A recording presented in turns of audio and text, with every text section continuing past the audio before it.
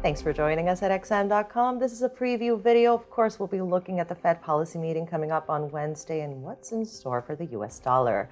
I'm Cristina Marujas. With me today is investment analyst Cristina Barcenido. Cristina, after pausing last meeting, markets expect the Fed to deliver another 25 basis points hike this week, and what they anticipate will be the last one of this tightening cycle. But could we possibly see policymakers keeping the hike door open?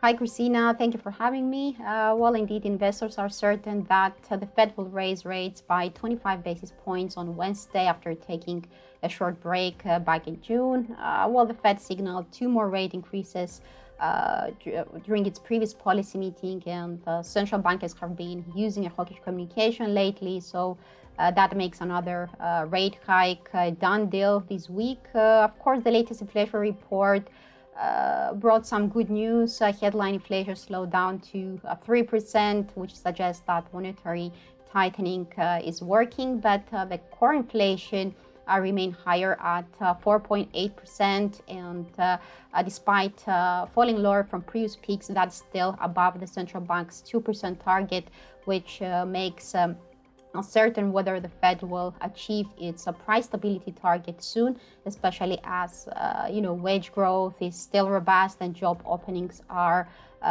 keep outpacing job seekers. That could keep inflation elevated for some time now, and perhaps could trigger a second inflation wave.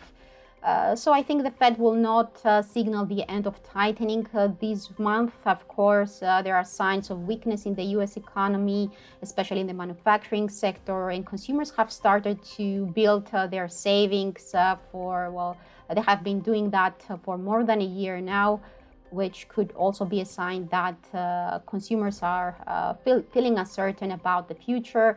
But that's not enough reasoning for the Fed to stop the tightening cycle this time. What the Fed could do instead is to take some time and to keep monitoring U.S. data and see whether the U.S. economy is slowing down significantly, thanks to because of previous rate increases.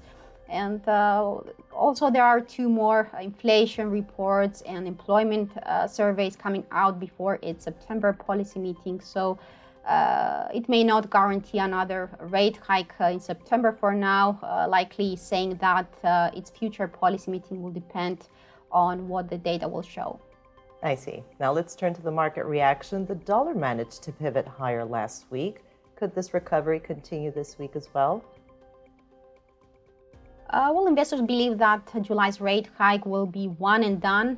They have no clues whether the Fed will continue monetary tightening in the coming months after this week's meeting. And what is more striking is that they keep pricing rate cuts in 2024. So for the US dollar to extend its recovery, the Fed will need to question rate cuts for 2024 and perhaps say, or at least say, that interest rates will remain elevated for longer. So if it does that, I think the US dollar could extend its recovery this week, unless the ECB and the Bank of Japan appear more hawkish than the Fed this week.